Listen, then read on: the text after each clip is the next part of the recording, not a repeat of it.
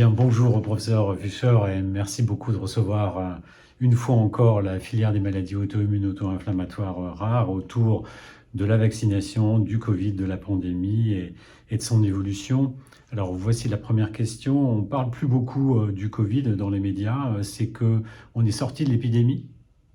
Non, on n'est pas sorti de l'épidémie, bien qu'on soit en phase de décroissance, mais d'autres sujets d'actualité, certains dramatiques malheureusement, font qu'on parle peu du Covid. Mais il faut savoir qu'on est maintenant, depuis une dizaine de jours seulement, dans un début de phase de décroissance, je pense peut être considéré comme une sixième vague de l'épidémie liée au variant Omicron BA2, qui a à peu près les mêmes caractéristiques que le précédent BA1. C'est-à-dire qu'il est extrêmement transmissible, moins sévère que les variants Delta et ceux qui précédaient. Et donc il a contaminé beaucoup de nos concitoyens au cours de ces dernières semaines. On a encore aujourd'hui, ou disons hier, pour être très précis, un taux d'incidence connu, sachant qu'il y a sûrement des gens qui ne sont pas testés, donc il y a une certaine sous-estimation, un taux d'incidence connu qui est de l'ordre de 1%, ce qui est en baisse nette, mais qui est encore relativement élevé. Et donc, il s'accompagne encore d'hospitalisations en nombre important, plus de 1500 par jour, dont 2 tiers pour Covid et un tiers avec Covid, pas loin de 150 hospitalisations en soins critiques par jour et pas loin de 110 morts par jour. Donc, on n'est pas au bout de l'épidémie. Il n'y a plus d'obligation de port du masque en milieu public clos. Quelles recommandations faut-il alors donner à nos patients immunodéprimés concernant ce port de masque? Alors bon, je pense qu'il faut nuancer en fonction du degré d'immunodépression pour les patients les plus sévèrement atteints, ceux qui répondent très mal ou pas à la vaccination, qui ont besoin de traitement prophylactique par l'anticorps Evusheld, donc vraiment les cas les plus à risque. Je pense que pour eux, il ne faut pas tomber le masque à l'intérieur dans tous les cas, ça c'est sûr et certain. Après, c'est une affaire individuelle de perception de risque, de facteurs de risque que chaque médecin peut apprécier pour son patient. Pour les autres patients, j'entends, ceux qui n'ont pas un déficit immunitaire extrêmement profond, qui répondent quand même à la vaccination. Alors justement, beaucoup de nos patients immunodéprimés ont reçu 3 doses de vaccin et pensent qu'ils ne sont pas concernés par une dose de rappel. Qu'est-ce qu'il faut leur dire? Alors, la quatrième dose, elle a tout d'abord été mise en place pour les patients les plus immunodéprimés, puis pour les personnes âgées de plus de 80 ans, et maintenant pour toutes les personnes âgées de plus de 60 ans. Donc peut-être je peux résumer brièvement les raisons qui font qu'il en est ainsi, et puis discuter donc de la situation des patients. La situation est que la vaccination est efficace, mais elle a ses limites à l'égard de l'infection, on le sait, ou la protection contre l'infection n'est pas nulle, hein, mais que limitée, un facteur 2 dans les semaines qui suivent le rappel. Et on s'est aperçu, sur des données françaises en particulier, mais pas exclusivement, qu'à distance du premier rappel, donc à partir de 3 mois, et progressivement, la protection contre les formes sévères de la maladie, donc au moins l'hospitalisation, commence à diminuer un peu chez les personnes âgées et les personnes fragiles. Donc ça, c'est un premier type d'information.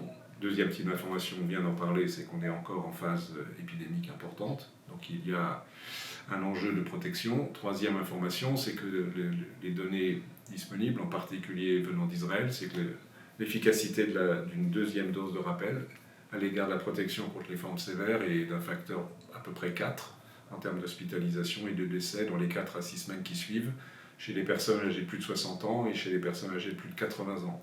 Donc, combien de temps durera cet effet? Je ne peux pas le dire aujourd'hui, mais en tous les cas, ça couvre la période qui est devant nous jusqu'à ce qu'on retrouve une période calme. On peut penser que d'ici 4, 5, 6 semaines, le taux d'incidence virale sera très faible en France.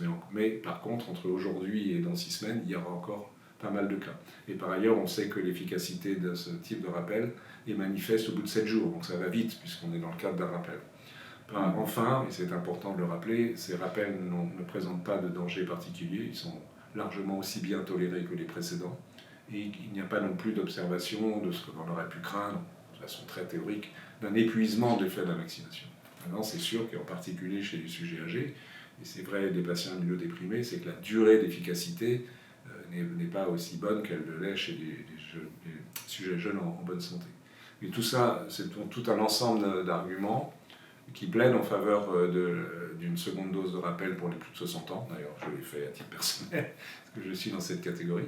Et ça inclut bien évidemment les patients immunodéprimés. Alors, j'en ai déjà parlé pour les plus profondément immunodéprimés qui ont entre guillemets un régime de faveur. Enfin, c'est un mauvais jeu de mots pour dire qu'ils ont un rythme de vaccination qui est plus fort que pour les autres, mais pour les patients, je dirais, modérément immunodéprimés, à mon sens, l'indication, pour les mêmes raisons, est indiscutable.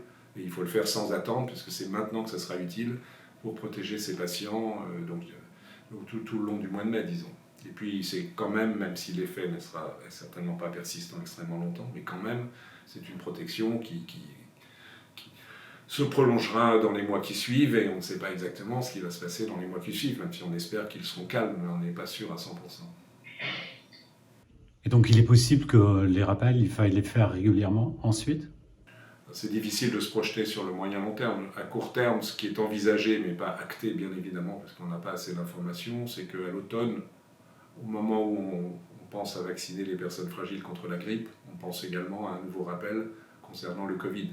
Et à ce moment-là, on pourra faire ce qui n'est pas possible maintenant, c'est disposer de nouveaux vaccins qui sont en train d'être testés. Il y a des résultats plutôt encourageants avec des vaccins qui utilisent entre autres la spike bêta, qui semble permettre de couvrir de façon plus large la réponse immune contre les différents variants. Il y a des données là avec un vaccin Moderna, et il y aura peut-être aussi, pour faire la même chose, avec des vaccins protéiques. Donc on peut espérer de façon assez réaliste qu'à l'automne, on dispose et de vaccins ARN et de vaccins plus classiques sous forme de protéines spike, combinant plusieurs spikes et qui assurent une couverture plus large contre les différents variants, et donc éventuellement, c'est à ça qu'il faut penser, vis-à-vis d'un nouveau variant qui émergerait, ou bien de la résurgence d'un variant plus ancien, type alpha ou delta, que sais-je. On verra. Cela dit, il n'y a pas de décision prise aujourd'hui, mais ça me paraît assez plausible qu'un rappel de ce type, combinant grippe et Covid le même jour, sera à faire en octobre, par exemple. Alors certains de nos patients, notamment sous anti-CD20, le rituximab, n'ont pas fait d'anticorps après un schéma vaccinal complet, c'est-à-dire initial de 3 doses. Est-ce qu'il faut quand même faire les rappels? J'ai entendu dire que peut-être il y a une double réponse vaccinale. On parle de réponse humorale et cellulaire. Est-ce que donc il serait quand même utile de faire des rappels chez ces patients? Je pense que pour les patients qui, sans réponse, lorsqu'ils ont reçu du rituximab il n'y a pas si longtemps, dans les 6 mois précédents, schématiquement, il y a effectivement la préservation d'une immunité T, et on sait que l'immunité T participe de la protection contre les formes graves. Donc je crois que ça vaut la peine de faire les rappels, qui stimulent aussi, bien sûr, à côté de la production des anticorps, les lymphocytes T mémoire. Mais par contre, ce sont les patients qui doivent aussi bénéficier de l'évuchel. Donc il faut combiner, à mon avis, les deux stratégies pour protéger au mieux ces patients. Donc tous ces patients, il faut les mettre sous évuchel des doubles doses? Ceux qui ont une réponse anticorps nulle, et en gros, c'est schématiquement dans les 6 mois qui suivent. Alors après, on sait que la cinétique de récupération est variable de malade à malade et en fonction des situations pathologiques, des autres traitements, etc. Mais je dirais oui. Donc vous disiez que ceux qui... Ce qui veut dire une dose, une injection compte tenu de la durée de vie des anticorps. Mais ça vaut la peine de le faire. Et vous disiez donc ces patients pour qui on donne l'évuchel, il faut malgré tout faire des rappels vaccinaux? Je pense que ceinture et bretelle, c'est mieux que ceinture seule ou bretelle seule. Et est-ce qu'il y a un délai à respecter entre l'administration de l'évuchel et la vaccination? Alors, c'est mieux de faire logiquement le vaccin d'abord, et donc on a écrit, mais bon, après il faut s'adapter aux circonstances, d'essayer de conserver 15 jours d'écart entre les deux, ça paraît raisonnable. Alors peut-on s'attendre cet automne à voir progressivement disparaître l'épidémie? Est-ce que d'autres variants sont inévitables? Alors la suite, personne n'est capable de faire des prédictions, si ce n'est en regardant en arrière, mais il y a plusieurs scénarios possibles. Le premier, c'est celui, donc le plus plausible quand même, je crois, en termes de probabilité. C'est celui donc qu'on aille actuellement, dans les semaines qui viennent, vers une période de calme qui devrait se prolonger tout l'été, dans la mesure où l'été en plus n'est pas une période favorable au virus, compte tenu de l'habitus de vie en extérieur, etc. Et donc qui pourrait nous amener, si les choses se passent au mieux, à l'automne, avec une situation assez calme, donc, qui aurait été induite par le fait qu'on a quand même globalement dans la population un niveau d'immunité induit à la fois par les vaccinations et les infections assez élevé, et qui nous donne le temps de mettre en œuvre ce que je discutais tout à l'heure, c'est-à-dire un rappel, au moins pour les personnes fragiles, simultanément une vaccine antigrippale dans 6 mois à peu près, et avec des nouveaux vaccins. Néanmoins, et donc on s'inscrit dans une situation où, alors quand apparaîtrait quelque chose après, on n'en sait rien, mais quand même une situation où globalement donc, le niveau d'immunité collective, en tous les cas dans nos pays, soit plus élevé, et qu'il y a une chance d'atténuer l'impact de l'émergence d'un nouveau variant ou la résurgence d'un ancien variant. Mais néanmoins, on ne peut pas écarter soit que plus tôt, avant l'automne, soit qu'après, émerge un nouveau variant. A priori, si un nouveau variant émerge, ça veut dire qu'il résiste partiellement à la réponse immunitaire.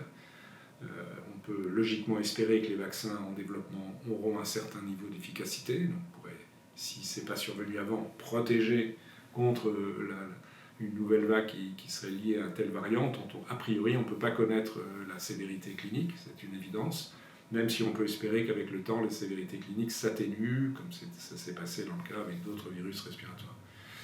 Et puis le scénario aussi donc, est presque le même d'une résurgence d'un virus qui a frappé antérieurement, mais à l'égard duquel l'immunité aurait baissé, mais qui appellerait les mêmes mesures.